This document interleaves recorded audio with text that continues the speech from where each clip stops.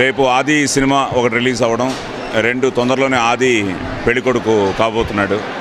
So ఆ పెళ్ళి శుభలేఖని ఈరోజు అమ్మవారి పాదాల చెంత ఉంచి ఆవిడ ఆశీర్వాదంతో ఈ శుభకార్యాన్ని జరపాలని, అలాగే వాడి రఫ్ సీడీ క్యాసెట్ కూడా ఈరోజు అమ్మవారి పాదాల దగ్గర పెట్టడం జరిగింది. తర్వాత మనందరికీ తెలిసినట్టే ఈ ప్రకృతి వైపరీత్యం వల్ల ఈ హుదూద్ తుఫాన్ తర్వాత నేను వైజాగ్ ఫస్ట్ టైం రావడం. సో ఈరోజు ఆ దేవతల అనుగ్రహం, ముఖ్యంగా అమ్మవారి అనుగ్రహం లేకపోతే ఈరోజు వైజాగ్ మళ్ళీ ఇంత ప్రశాంతంగా ఈరోజు కనిపిస్తుంటుంది. వాటన్నిటికీ మనందరి పట్టుదల కృషితో పాటు నేను ఎప్పుడూ దైవాన్ని విపరీతంగా నమ్మేవాడిని.